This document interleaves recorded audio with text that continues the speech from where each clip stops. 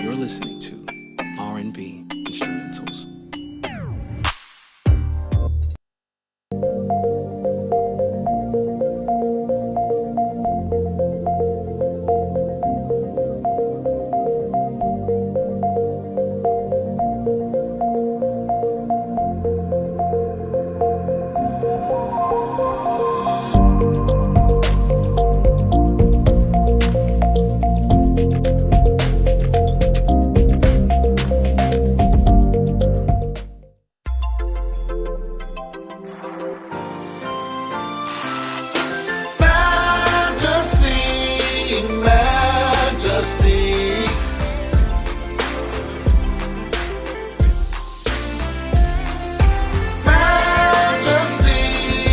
Majesty.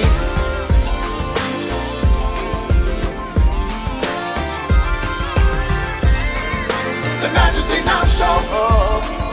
The Majesty Now Show. The Majesty Now Show. The Majesty Now Show.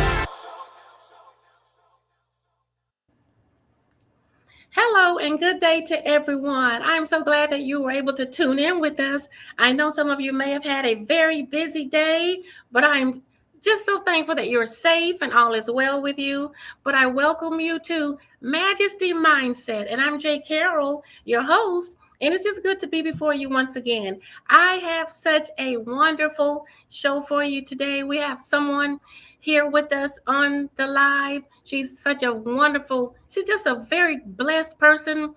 I call her smart and brilliant. She's none other than my entertainment attorney, Lorraine Funderburg. And I want you to like, share, and tag someone, if you will, at this time, because you don't want to miss this very important information.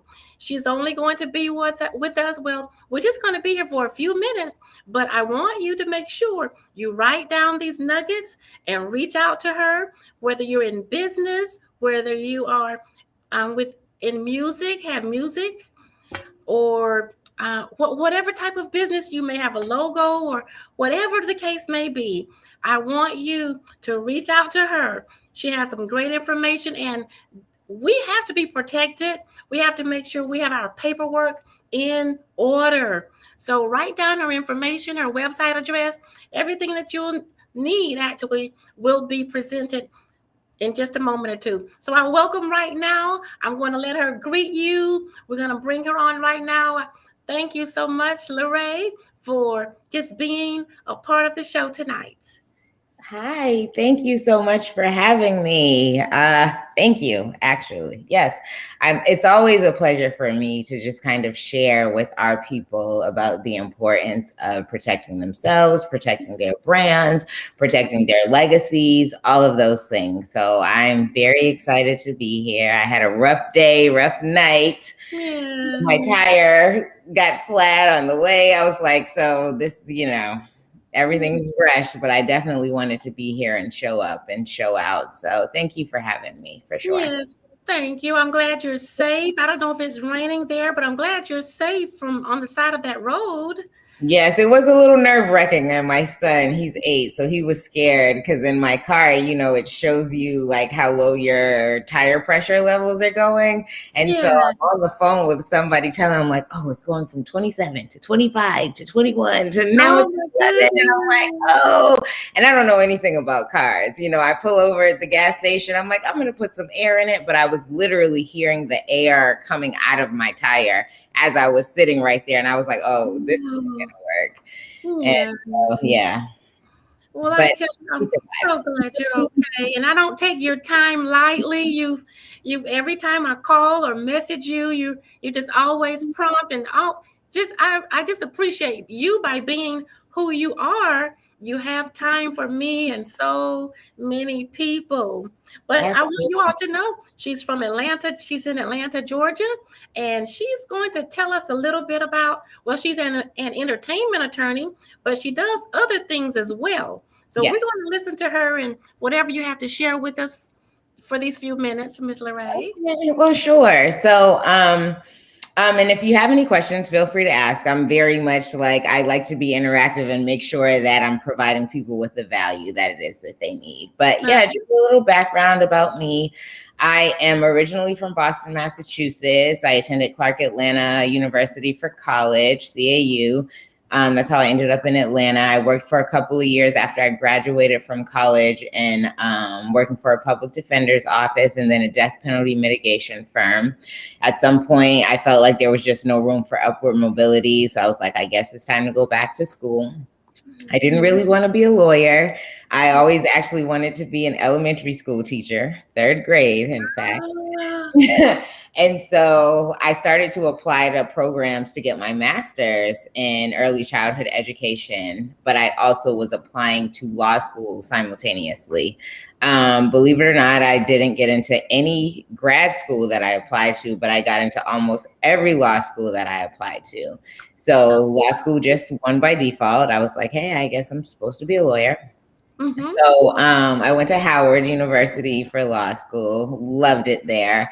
I loved law school, honestly. I think I wanted to be a teacher because I'm just one of those strange people who love school. You know, I'm like, I love pens, papers, stationery, Post-its, you know. Yeah. And so law school was fun time for me. It was like, I get to use all of my favorite toys and, you know, just have a ball. And of course, learning. I've just always been one of those people who just like to soak up knowledge and just know everything about everything, even if I'm not ever going to use it in life. I just like to know, you know. And so after I graduated from law school, I started my legal career in California. I took the bar out there first because at some point during my law school career, I decided I was going to go into entertainment. Originally, I thought I was going to be a criminal defense attorney because that's what I studied in undergrad, was criminal defense, minored in Spanish. When I got to law school, I hated all of my criminal law classes and found this love in intellectual property, you know, specifically copyrights and trademarks and contracts. And so I came out and took the California bar, started working out there. I kind of bounced around a lot in different law firms. None of them were ever really a good fit for me. And I was really starting to feel like maybe the legal field just wasn't a good fit for me because I just, you know, I didn't care for the law firm culture or atmosphere, didn't really care for other lawyers. You know, I was just kind of like, it's not my thing, you know. When I came back to Atlanta, because I had a guy who I was seeing at the time and we were long distance. I met him when I was in law school. And so we did the back and forth thing for a while, but I ended up getting pregnant with my son and he was here in Atlanta. And so I was like, hey, you know, I just needed to be where he was because I wanted my kids to, you know, always have both of their parents around. Yeah. And so Atlanta just stuck. I always said I was like, I'm going to live wherever it is that I have children, right? And so it was where that happened to happen. And so I did, sat for the Georgia bar. And then that was really when I started to decide I just needed to go out on my own. I worked for a music lawyer who was somebody who I looked up to from since I was in law school. And I sat him out and he was here based in Atlanta. He gave me a chance. I worked with him for probably 2 or 3 years. And then I just went out on my own and have just been building a practice ever since then. I'm so glad you came to Atlanta.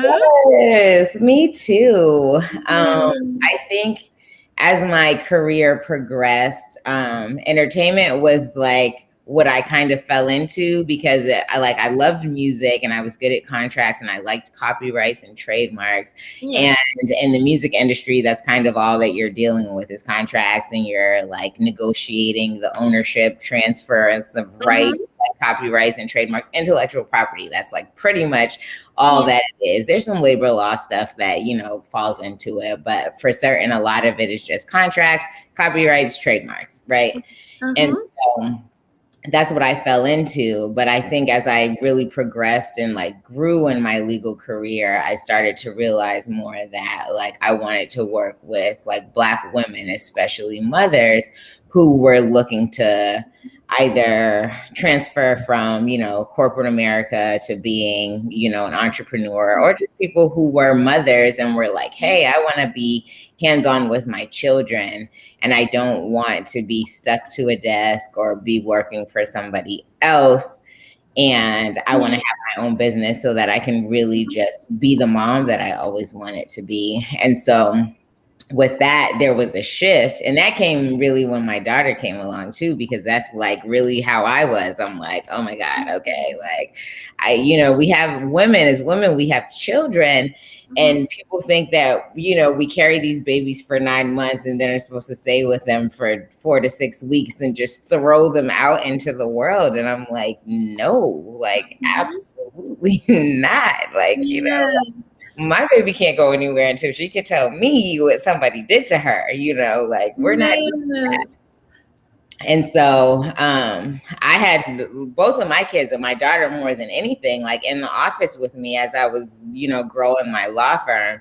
And people always used to joke like, oh, she's your junior associate. I'm like, really? She's my boss. Like I work.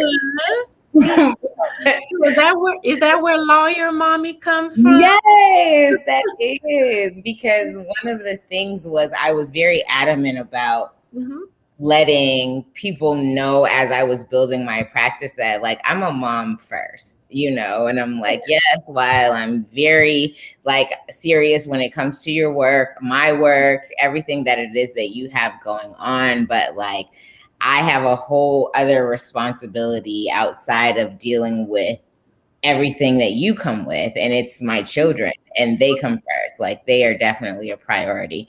And it was interesting, like as I was building my practice, because there were so many people who like didn't take very, like they didn't like that, they like their attorneys to be kind of like stuffy, wearing a suit, and when they come into the office with me and I'm like breastfeeding in a consult, they're like, I'm not sure what's happening here. Yes. I signed up for, and I'm like, oh, but it is. Look, but it is.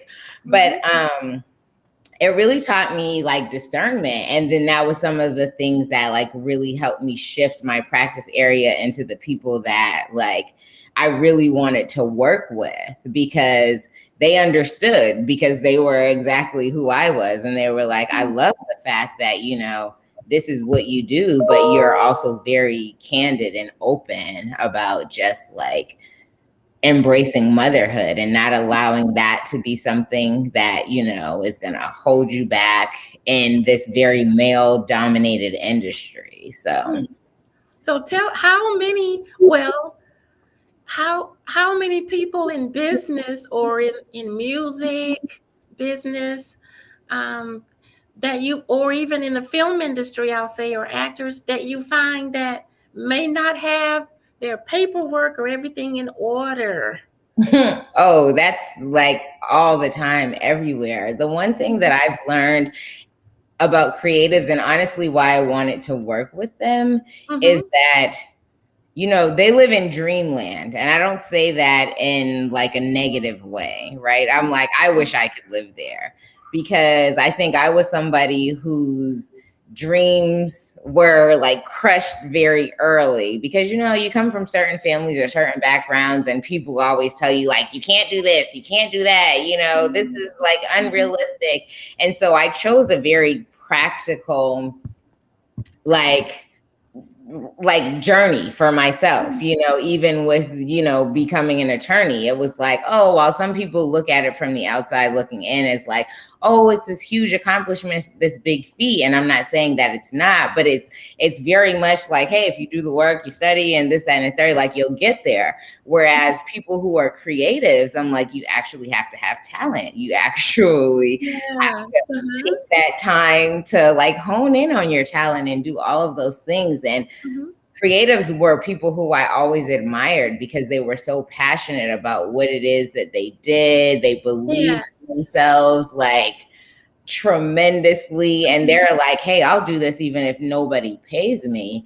And the more that I was around them, I was like, I don't have that same feeling about things, but like I see that you guys do, but you're so like green when it comes to the business aspect of it. And I'm like, let me help you. Let me help you, because like the fact that you have that going on speaks volumes for me, you know. And I'm like, I mean, the paperwork and all that, like that's nothing, you know, like as far as I'm concerned. So I'm like, let's just get it done. But there are so many of them. Like I deal with mainly like musicians, producers, a lot of producers, not too many artists, but like I'm more in the music industry than I am in the film industry. But I mean, it never ceases to amaze me how many people, you know, do handshake deals or don't do any paperwork or anything. They're just kind of like just trying to be put on in situations. And so they just let people railroad them and take advantage of them. And they don't really understand their real value and worth. And so they don't get paid for it at the end of the day. And so I'm like, listen, we got to cut all this out. Like everybody, no, the reason that they're fooling with you is because they see that. And they're banking on the fact that you don't see that. But I see that. So let me go in there and be your mouthpiece and let's get it done. So yes. And you know, I remember one artist that he's well known around the world. At one time, he said someone else had taken his name, but he said he was the first one with that name. So what can you tell someone that may have a name or may have a logo or may have anything, but they're not registered? Their trademarks may not be registered, or how does that work actually? And how can we protect ourselves? So definitely trademarks are something that I always advise people do. I do trademarks more than I do anything else, especially because even with COVID, there has just been this boom of entrepreneurs, businesses that are growing and people who want to differentiate themselves in the marketplace. And I'm like, you have to protect your brand in order to really do that. Because the worst thing that you can do is spend time, money, resources into a brand that you do not own, right? Because it's literally like who got to the trademark office first. And if somebody has a name that's the same or similar to yours, and they come to the trademark office and actually register their mark, and you haven't done it, you know, you've been out here, unless you're like a superstar, you know, and you're like Beyonce, right? You know, I'm sure nobody is like, hey, let me go register Beyonce. Although I take that back, because there are a lot of people who are trolls nowadays.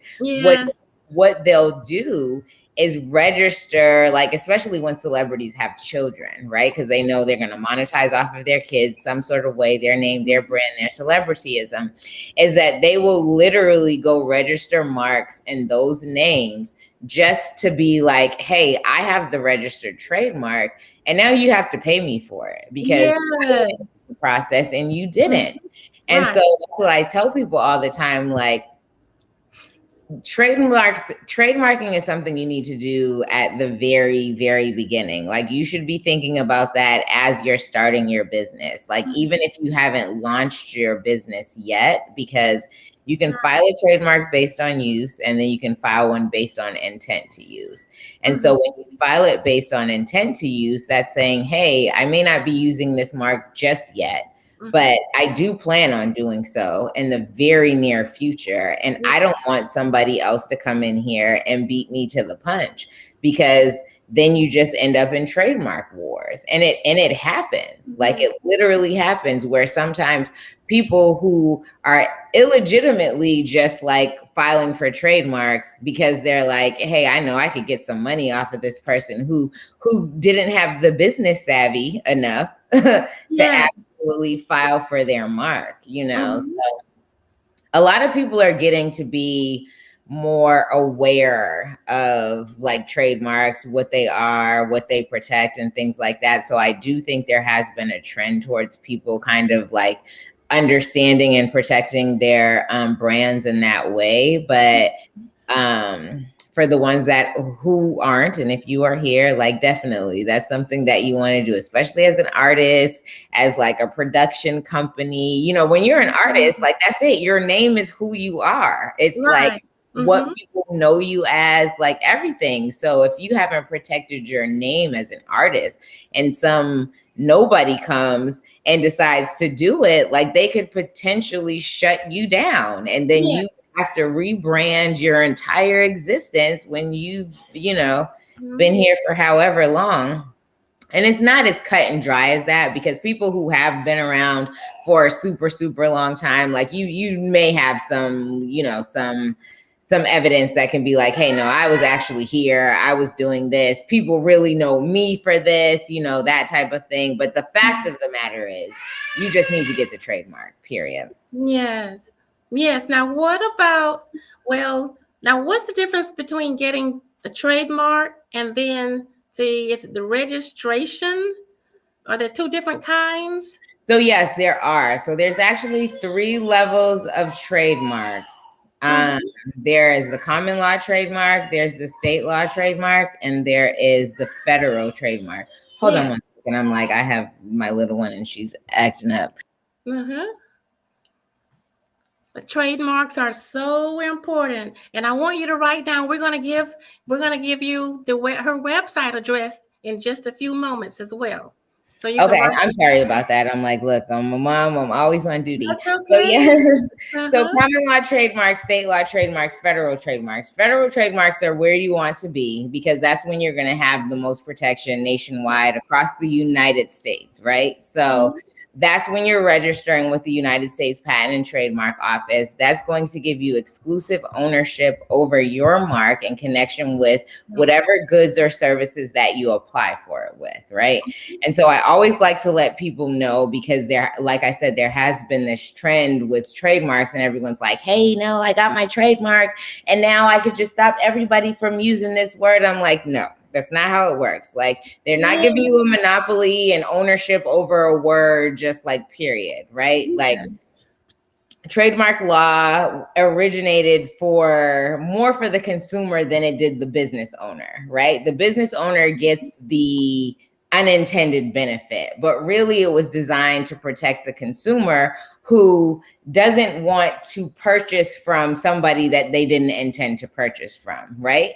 And so if I'm like, hey, I've been hearing about Starbucks coffee for the last 10 years or whatever, and I'm like, I'm going to try Starbucks coffee, and I'm driving down the street and I see something that's like Starbucks coffee, right? Not Starbucks, it's Starbucks. And so I'm going into Starbucks to buy coffee with the impression or the intention that I'm going to Starbucks because I've been hearing about Starbucks for 10 years. And I get this, you know, nasty, disgusting tasting coffee. And now I'm like, you know, writing all these reviews because no, Starbucks is disgusting and blah, blah, blah. And, you know, your phone's going to autocorrect it for you because they don't know about Starbucks. They know about Starbucks, right? So what they want to do is like avoid those types of issues. They want to avoid consumer confusion where somebody's like, hey, this is what I really want to buy, and the person that I want to buy it from, and not be mistaken into buying something from somebody else who's not the actual consumer, the actual business owner. And so the whole like benchmark of trademark protection and infringement relies on likelihood of confusion. And they look at a number of different factors to determine whether or not consumers would be confused. But the most important ones are like, how similar are the goods and services, and how similar are the actual marks, right? And so I like to give my clients an example to try to just illustrate it all the time, like Delta, right? So you have Delta Airlines, you have Delta Dental, you have Delta, the people who make faucets, there's a Delta Credit Union. Like, so this is Delta, right? Same name, exact same name, right? But those marks all validly can coexist as trademarks, even though the names are exactly the same. But it's because your average consumer is not likely to be confused that oh, the same person I'm buying airline tickets from is also the same person who is like Yeah. my credit union or offering me, you know, dental insurance, right? Yeah. And so when they're that different, they're like, oh no, that can exist. And that's why I tell people all the time, like when you have a mark and you've protected it, you don't have exclusive ownership now over this term. You just have ownership over it as it pertains to the particular goods and services that Yeah. you provide or that you offer. And so that's like an important distinction that people need to know and realize, because the marks don't have to be exactly the same in order for there to be infringement, or in order for the trademark office to be like, no, we're not registering this mark. Like, no, they're not exactly the same, but they're similar enough. And Yeah. goods and services are similar enough, and you're going to be marketing them in the same or similar, you know, channels, and like you're not dealing with sophisticated purchasers or, you know, things like that, where they're like, oh, okay, your average consumer is going to be confused into thinking that they're buying from the same person who sells, you know, this other product. And that's what they're trying to avoid ultimately. Yes. And, you know, also when it comes to hashtags, you know, especially on social media, everyone think they just own every little word, and which is not true. No, But it's not. how we can either register or copyright, trademark hashtags. And so that's good that you said that, because copyright and trademarks are confused all the time. All the time. People are always like, you know, people almost use the words interchangeably, and I'm like, they're not the same thing at all. They protect two very different rights, right? So copyrights protect original works of authorship. So we're talking about like sculptures, paintings, you know, pictures, songs, videos, audiovisual works, all that type of stuff. Trademarks protect like phrases, logos, slogans, but only as they're used in association with the selling of goods and services, right? Yeah. Okay. And so oftentimes, like I tell people when they have logos, they're like, okay, well, I'm going to trademark it because I have this logo for my clothing brand. And I'm like, great, we can definitely do that so that nobody else can use a logo that is the same or confusingly similar in connection with your clothing brand. But if you plan on using this logo for other things and you don't want anybody to be able to use it at all, right? That's when you get into copyright protection, because copyright does protect drawings and pictures and things like that. So I'm like, there are some instances where you're going to want to, like, they intersect, you know, where you're going to want to protect them both so that you have the broadest range of protection. But copyright and trademarks don't always overlap, because you can't, if you have just like a word, which is like your brand name, it doesn't lend itself to copyright protection because it's not sufficient enough of a matter to qualify under copyright protection, right? Copyright has like, definitely has like subject matter, not jurisdiction, but there's like copyrightable subject matter. And while words to some degree will qualify, it like needs to be a poem or a song or, you know, a book, something that's more sufficient than just like a phrase or a one word thing, right? And so that's one of the differences too, between the two, and which is why you would use one or the other. Whereas trademarks, like I said, it protects, you know, words, phrases, logos, slogans, all of those things. Both of them kind of exist at the moment of creation. That's another thing that people aren't always aware of. Trademark and copyright is actually like constitutional law. There is like one section in the United States Constitution where they're like, you know, to promote the arts and sciences, you know, Congress, you know, abridges these laws, right? And so that's where copyright and trademark law kind of stemmed from. So with them being constitutionally protected rights, there's not necessarily anything that you have to do at every level to have them. So like and that's what I was explaining about like the trademark rights.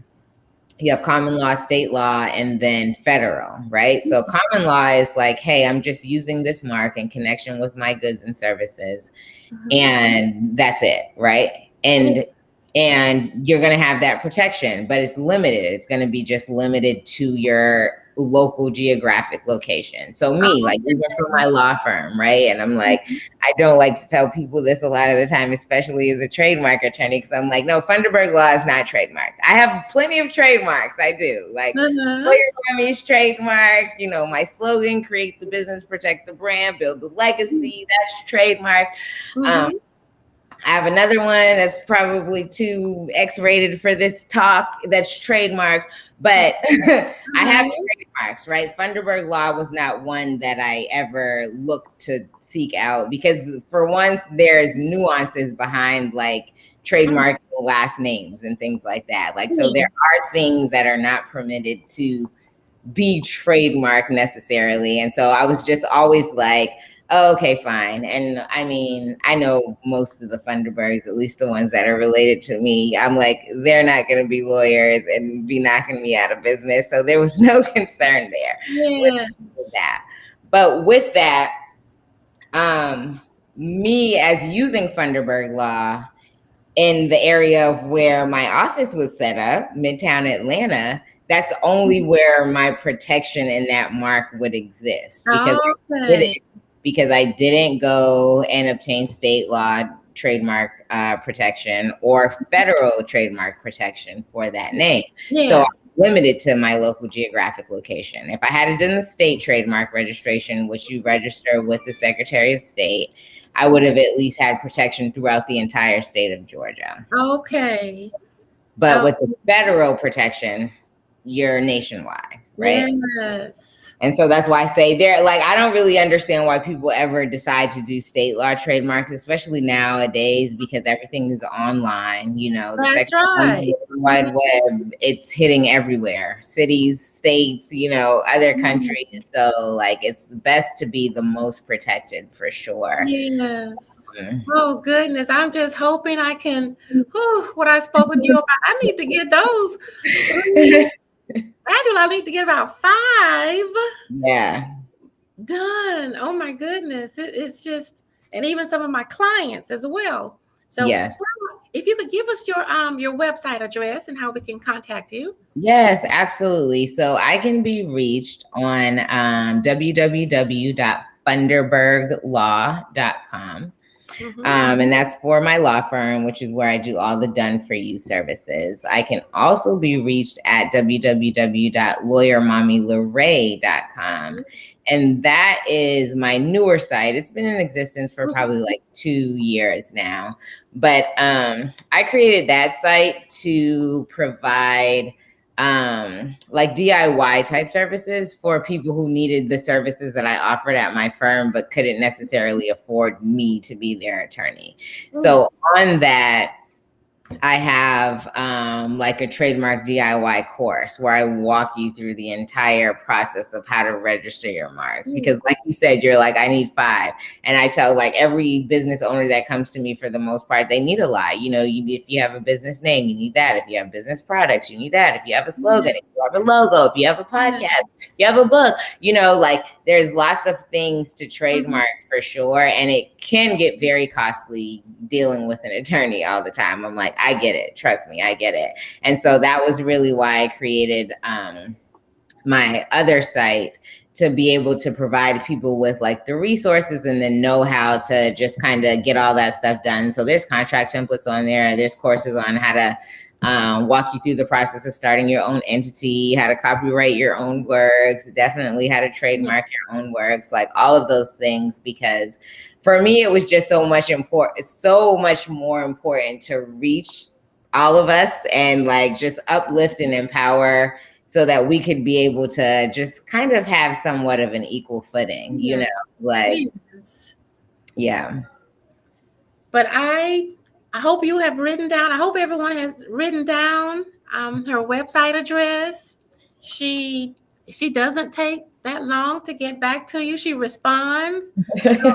You can write that. Well, she responds to I me. was gonna say, what's funny is that I was just tickled by it because that's one of the things that people say to me all the time, and they're always so surprised. And I'm like, why wouldn't I though? But like people always say that to me. They're like, oh my God, you actually answered. And I'm like, oh, okay. Well, why wouldn't I? I don't know. Yes.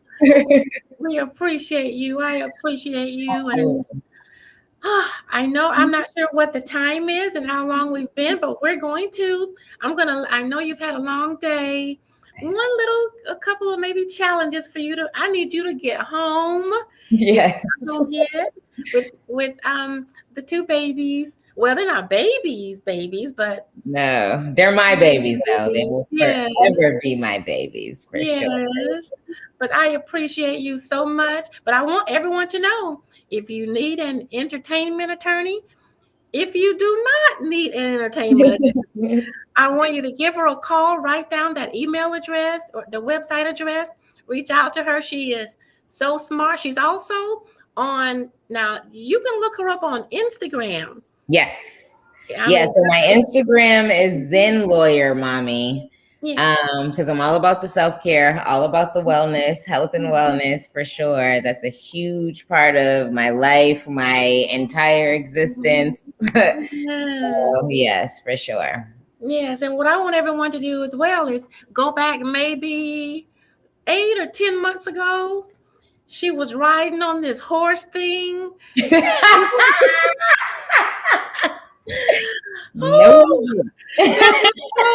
That was hilarious. But I found it in my phone. It was from like a couple of years ago. That was one drunk night. I was celebrating my niece's birthday. But yes, you go to those places and you be riding on the. Yes. That was good time. Hilarious. But she's so down to earth, and we appreciate you. I appreciate you. I want y'all to look her up, give her a call, and I'm sure we'll bring her. I'm hoping she will allow us to have her back again in a few weeks or a few more months. But reach out to her, and I do thank everyone for tuning in. Yes, I'm gonna put some clothes on for y'all next time. I had a rough night, but I wanted to show up and be here today. Yes, you're so generous to us, and we appreciate you. And you're just fine. Thank you. Yes, ma'am.